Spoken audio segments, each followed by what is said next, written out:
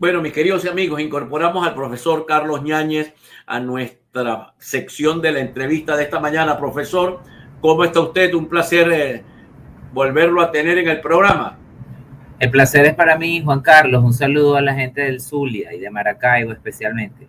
Muchísimas gracias. El gobierno ha anunciado para el primer trimestre un crecimiento del 9,32, dice el presidente Maduro en su momento, acumulando 16 trimestres consecutivos de recuperación. Siendo esto cierto, si es que es cierto, se acabó la burbuja económica que estaba viviendo Venezuela en los últimos meses. El problema de las cifras que nos ofrece Banco Central de Venezuela y que replica Nicolás Maduro es que son cifras relativas, Juan Carlos. Son cifras en datos porcentuales y no son cifras en datos absolutos, lo cual hace imposible determinar que el valor de la moneda, lo cual hace imposible determinar que el valor de la producción sea un valor real.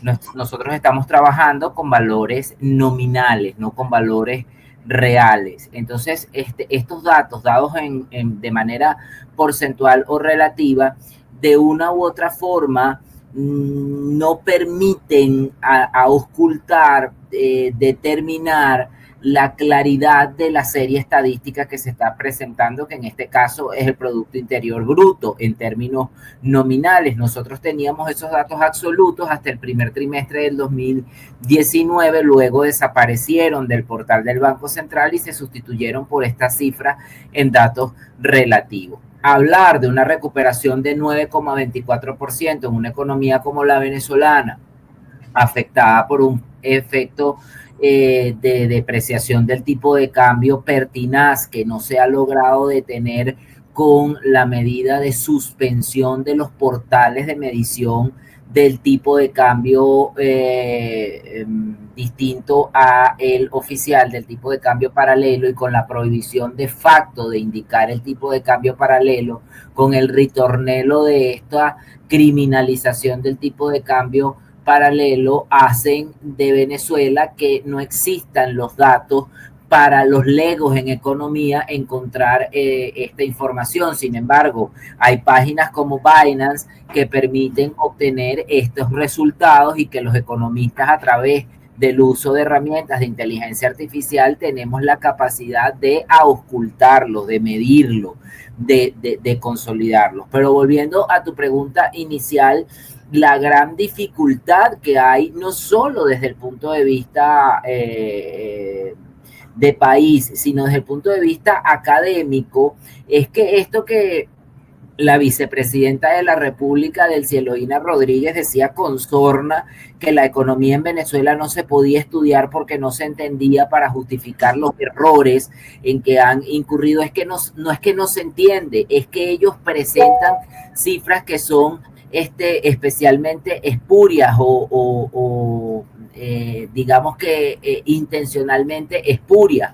Cuando yo presento cifras relativas y no cifras oficiales en millones de bolívares, es imposible determinar el crecimiento de un país. El crecimiento de un país que no tiene poder adquisitivo, en donde el poder de compra de la moneda se ha destruido. Me refiero a la divisa norteamericana, y hago un simple ejemplo: la depreciación es del 62,37%. Si usted tiene un billete de $100, eso tiene un poder de compra de $37 en la economía venezolana. Por eso es tan difícil la subsistencia en Venezuela, y el efecto de transferencia de pass-through, que se mide como corolario de la depreciación del tipo de cambio, que es inferior a la inflación en Venezuela. Datos extraoficiales de inflación, porque los datos oficiales, y por este no entendimiento de la economía en Venezuela, para darle respuesta del Eloína Rodríguez, no es que no se entiende, es que ellos no publican, incumpliendo lo que está establecido en el 318 al 320 de la Constitución. Las cifras de inflación en Venezuela no se publican por el Banco Central desde el mes de octubre del 2024, y estamos a junio de 2025. Bueno, pero las entes extraoficiales dan cuenta de que la cifra de inflación intermensual del mes de mayo fue la más alta en 40 meses, 26 puntos de inflación, 229 puntos de inflación acumulada y 105 puntos de inflación. Y me viene inmediatamente analizada y 105 puntos de inflación acumulada. Y me viene la pregunta entonces lógica y obvia. ¿Qué está causando que hemos pasado en menos de 5 meses de $1 a 50 y algo, 53, 56, a $1 que ya el Banco Central toca los 100 y evidentemente solo basta meterle 40% a la multiplicación y darnos cuenta cómo está el paralelo? ¿Qué ha pasado? ¿Por qué esa explosión de la devaluación y que ha provocado una explosión inflacionaria? Bueno, fíjate que el Banco Central de Venezuela ha mantenido un carácter de control del financiamiento del déficit fiscal o de monetización del déficit fiscal, particularmente desde el Banco Central de Venezuela hacia PDVSA. Y ese financiamiento se ha mantenido como una constante. Si usted ve el gráfico hasta el último corte, que es del 24 de mayo, podemos advertir que hay cierta disciplina en el financiamiento del déficit fiscal, pero esa disciplina no existe. Esa disciplina se sustenta sobre el financiamiento que recibe el Ejecutivo o que utiliza el Ejecutivo a través del diferencial cambiario, que llegó a estar en 50 puntos entre el tipo de cambio paralelo y su esquema oficial, y lo utilizan para financiar el déficit fiscal, es decir, para que la audiencia me entienda, para obtener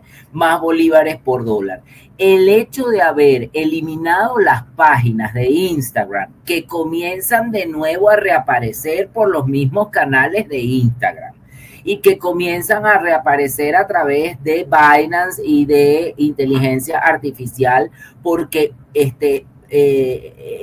resulta una medida muy torpe el haber eliminado de facto el 27 de mayo todos los marcadores, criminalizados a un conjunto de personas, decir que son los responsables del desastre cambiario en Venezuela. Porque yo no puedo creer que un señor con una playera que dice Levi's, y me disculpen la propaganda, sea el responsable del caos cambiario y ponga en jaque a una torre de 19 pisos de hormigón, que es el Banco Central de Venezuela, que está en Caracas, que tienen una sede ustedes en Maracaibo, y que dicte la política monetaria en el país. Eliminar las páginas desde luego crea incertidumbre y nos somete al proceso de expectativa, pero es como que usted sea hipertenso, no se eliminó el tipo de cambio paralelo.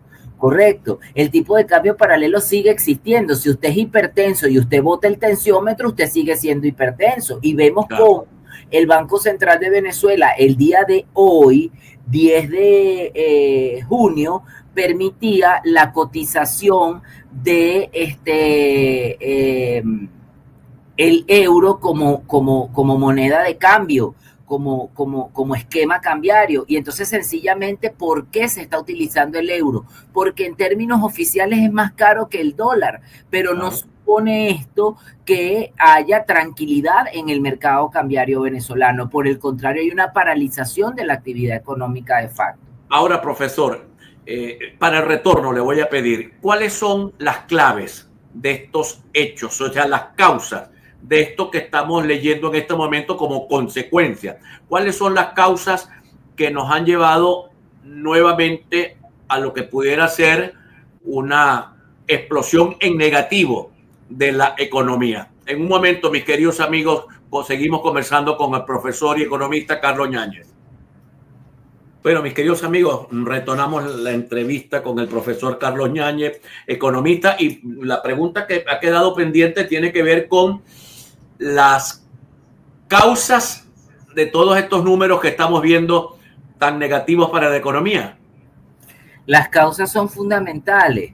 Las causas están en el financiamiento al déficit fiscal, la monetización al déficit fiscal por la vía el Banco Central de Venezuela, la salida de Chevron el 27 de mayo. Si algo ocurrió el mes pasado importante por encima de este proceso de adjudicación electoral del 25 de mayo, fue que el 27 de ese mismo mes, 2 días después, Chevron se fue, y al irse Chevron, eso supone, Juan Carlos, menos de 8.000 millones de dólares que entran a la República, 666 millones de dólares mensuales. Esto imposibilita al Estado, y hemos visto cómo frente a esa imposibilidad el Estado ha apelado por el aumento de la unidad tributaria en 477%, la aplicación de tributos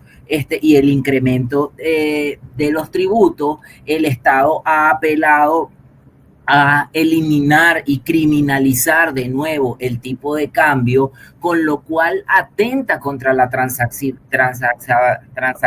o transabilidad en la economía, porque Venezuela es una economía dolarizada de facto. Entonces tú me dirás cómo poder, y me dirá la radioaudiencia, quién va a establecer la venta de un dólar a 99,9 bolívares por dólar frente a una cotización de un euro de 110, que es oficial, que ya en el portal del Banco Central aparece. Usted ingresa al portal del Banco Central y el propio organismo, el propio Banco Central coloca la cotización del euro como cotización oficial para realizar transacciones en la economía venezolana. Entonces, es una situación de absoluta improvisación en materia monetaria, que de una u otra forma no, de manera directa han llevado a la economía a retorno de nuevo a números que ya creíamos superados. La situación de, por ejemplo, control de precios que se está hablando en la Asamblea Nacional de Venezuela, pues nos colocan frente a una disyuntiva que ya manejábamos los venezolanos, y esa disyuntiva a la que me refiero es a la de la escasez y a la de la dificultad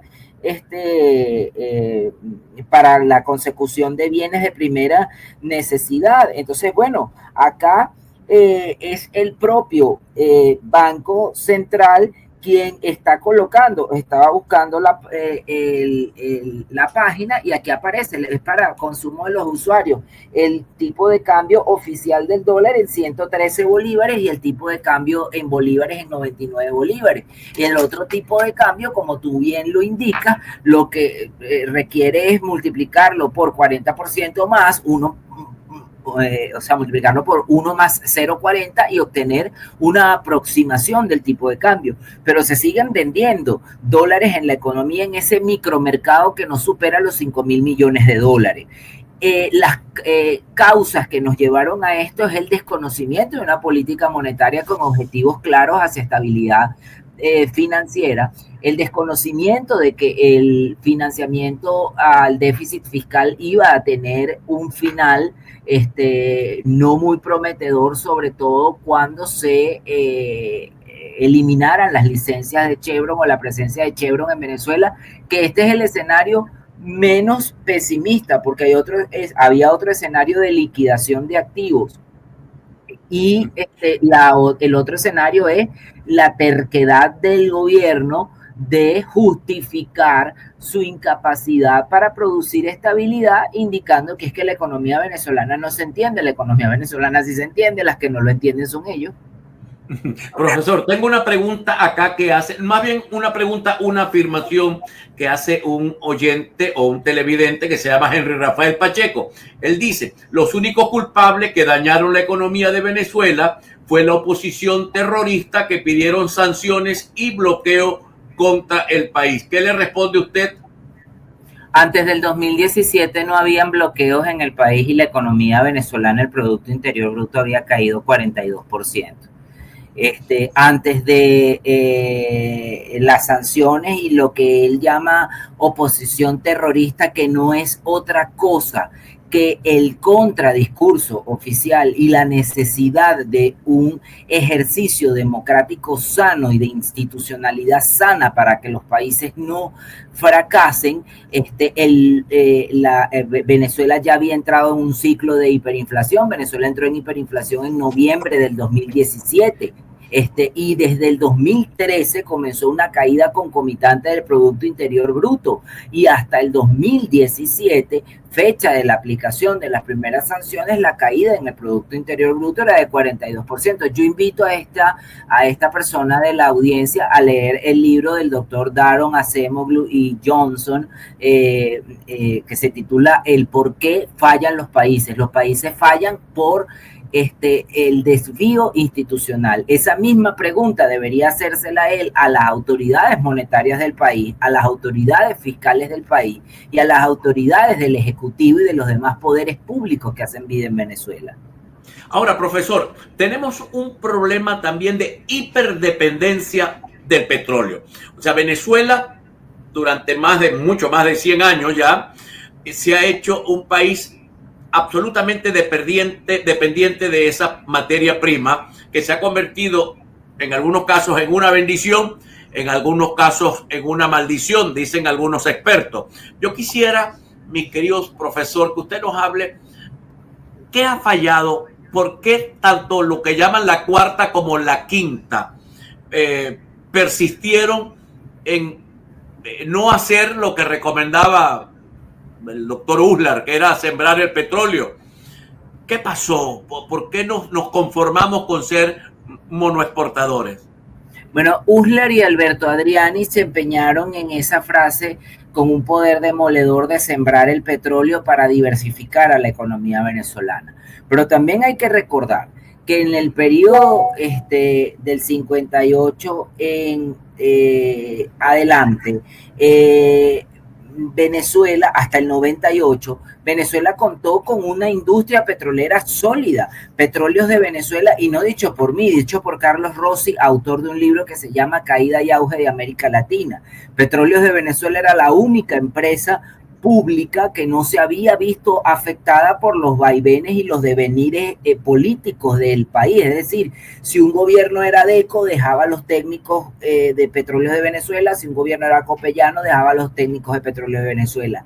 ¿En qué momento Petróleos de Venezuela comenzó a perder capacidad operativa? En el año 2002, cuando se establece aquel paro cívico al cual se une la industria petrolera, luego de que el expresidente Hugo Chávez, en paz descanse, con un silbato en la mano, expoliara a más de 200 gerentes de la industria petrolera venezolana. Esa industria petrolera expoliada de gerentes es una industria petrolera que estuvo fácticamente muerta. Usted quiere destruir a una industria, usted le escinde su corazón gerencial y la desaparece. Y eso es lo que ocurrió en Venezuela. Durante el gobierno de Chávez, del 2002 al 2012, Venezuela se hizo absolutamente dependiente de la monoproducción. Perdimos procesos como la orimulsión, que era un proceso de diversificación de nuestro petróleo, que es trapezado. Lo perdimos. Perdimos tecnificación en las refinerías. Ustedes en Petroboscán ven en el estado Zulia, en Petroboscán, ven digamos que con asombro cómo el petróleo se desborda e inunda el lago y lo contamina. Y eso ocurre porque la tecnología de nuestras refinerías son tecnologías Exxon y Mobil, y no tecnologías que eran conocidas por los técnicos que trajeron estos gobernantes del periodo del chavismo y del poschavismo, los iraníes, los chinos y los rusos. Esos técnicos no tienen la culpa la tienen quienes los trajeron para extraer el petróleo. Venezuela ha sido incapaz de diversificarse, por ejemplo, como Emiratos Árabes, y ya es imposible hacerlo. Ahora, lo que sí podría deberíamos es rescatar lo que tenemos de producción petrolera que no logra rebasar los 900.000 barriles de petróleo diarios. Y eso es una cifra alarmante porque Petróleos de Venezuela llegó a producir 1.500.000 barriles de petróleo diarios antes de que ocurriera todo este proceso dramático de la industria petrolera. Lo mismo que ocurre con la prestación de servicios públicos. Venezuela es un país productor de petróleo y tiene la gasolina más costosa del planeta, 0,5 centavos de dólar el litro, con una amenaza, con un rumor, como nos ha acostumbrado el gobierno a que hay la posibilidad de aumentarla. Gracias a Dios ya lo aclararon de que no la van a aumentar en este momento porque sería catastrófico desde el punto de vista humanitario y de pobreza. Los niveles de pobreza son alarmantes. Porque cuando tú adviertes que el salario se mide en dólares en Venezuela, sobre todo el poder de paridad de compra del salario, en Venezuela el salario no supera los $200, inclusive con la bonificación, y no se recibe. Ahora, profesor, de compra. Te escucho. Sí, le quería preguntar, ¿cómo está reaccionando el sector privado y qué efecto va a tener todo esto en el empleo y en la producción? El sector privado está dejando de ser aquel gran salvavidas, aquel bote salvavidas que a guisa del cuadro de Jirekha simulaba la balsa Medusa, del naufragio del Medusa. El sector productivo privado está siendo mucho más cauto con el pago de bonos en divisas porque las divisas son escasas, y lo demuestra que son escasas porque aunque el Banco Central de Venezuela diga que el tipo de cambio es en los euros, el 86% de las transacciones en el planeta se miden en dólares. Él puede decir que el tipo de cambio es en rupias, pero es que el 86% de las transacciones se miden en dólares. Bueno, son más cautos con la emisión de estos bonos en dólares que suponían cierta estabilidad para la familia venezolana.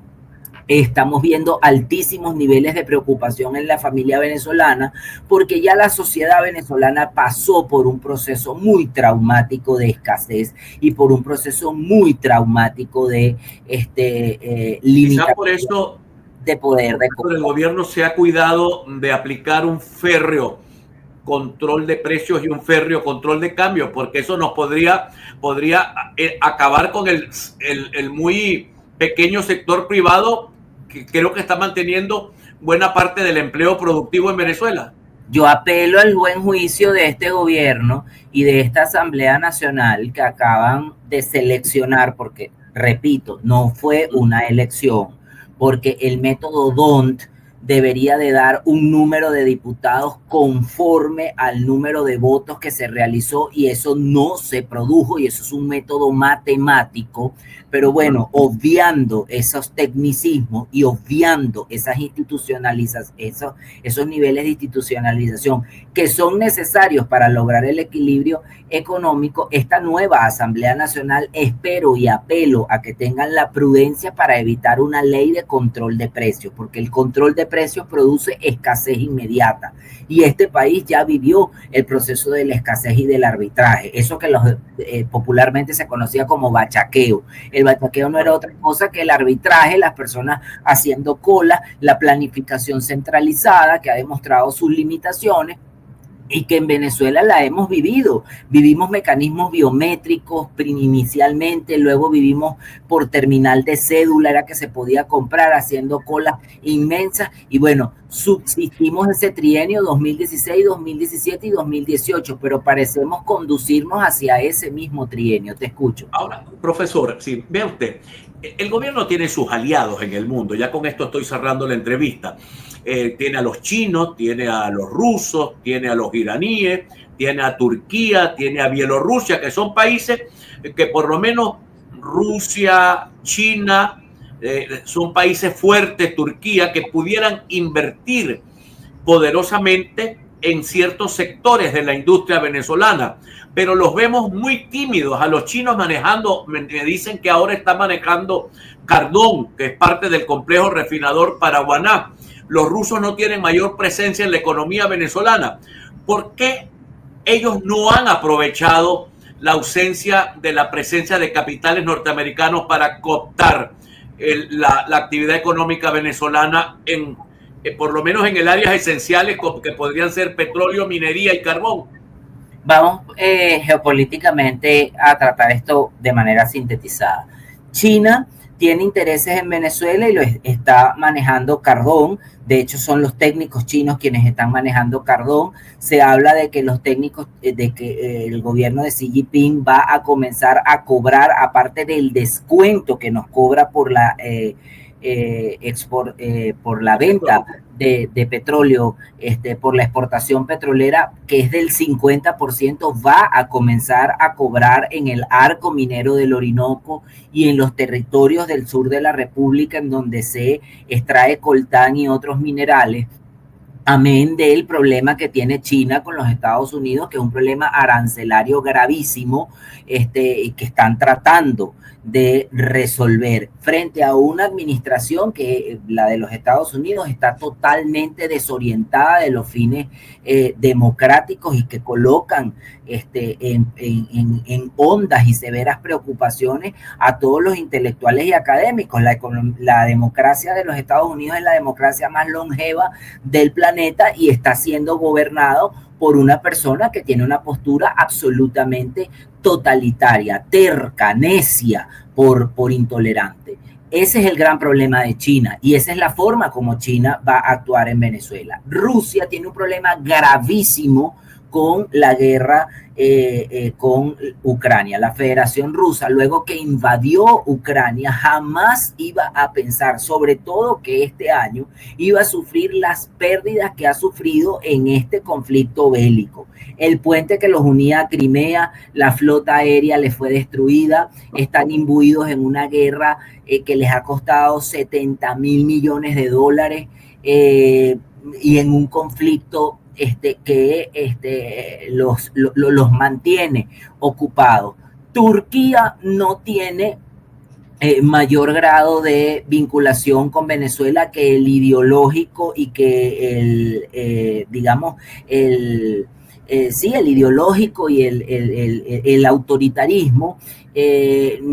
Nuestro otro aliado importante y fuerte, Bielorrusia, es importante y fuerte porque es una dictadura, la única dictadura europea, es el botón negro de Europa, desde el punto de vista politológico así se define porque es el único totalitarismo europeo. Nosotros no tenemos socios comerciales, Venezuela está aislada estructuralmente y nuestros socios ideológicos son Cuba y Nicaragua, que no tienen otra capacidad de darnos respuesta o de darnos apoyo más allá de el de la represión al cual nos exponemos los venezolanos. Cerrando la entrevista, la predicción es negativa para el futuro económico, por lo menos en lo que resta de año y en el que viene. Tan negativa que las correcciones de los modelos econométricos nos daban antes de mayo que la economía venezolana iba a cerrar con una inflación superior al 200% y a finales de mayo tenemos una inflación de 226 puntos, 229 puntos anualizados y 105 puntos acumulados y 26 puntos de inflación anualizada. Estamos hablando de un decrecimiento de 3 a 3,5%, de un tipo de cambio que no se puede decir, pero que todos sabemos que eliminándolo no eliminamos el problema porque hay un gravísimo problema de distorsión en el mercado cambiario. Pero yo quiero resaltar una buena práctica en el hemisferio. En la Argentina se ha logrado después de 125 años que el país logre tener superávit fiscal, que el país digamos que no gaste más de lo que le ingresa. Se ha levantado el cepo cambiario. Los argentinos usan el peso y el dólar en la misma proporción y se habla de una supuesta dolarización fáctica o de un proceso de dolarización. Se habla del gran viraje de la escuela austríaca y claro, todo esto está generado porque están gobernados por un economista, aparte por un académico que es Javier Milei, profesor de teoría y política monetaria de la Universidad de Buenos Aires. Entonces, hay muy buenas prácticas en el hemisferio. Venezuela, lamentablemente, es un manual de malas praxis. Nuestra proyección para 2025 es muy negativa y para 2026 es que vamos a comenzar a sentir los efectos de la salida de Chevron, los efectos de esta política policíaca sobre la estructura cambiaria, los efectos del aumento de la unidad tributaria y el agotamiento de la población. Estamos hablando de que ya hay 9.1 millones de venezolanos fuera del país. Sin embargo, la recomendación para la teleaudiencia y para la radioaudiencia es que eviten cualquier gasto innecesario, que se apeguen a un presupuesto estrictamente rígido y que en la medida de lo posible eviten erogar en dólares, hagan erogaciones en bolívares. Bueno, profesor Ñañez, ha sido un verdadero placer tenerlo en el programa la tarde de hoy. Seguramente en la medida que haya un desarrollo del vaivén económico, nosotros vamos a volverlo a invitar a este programa. Muchísimas gracias, profesor Ñañez. Muchísimas gracias a ustedes y saludos al Zulia. Muchísimas gracias.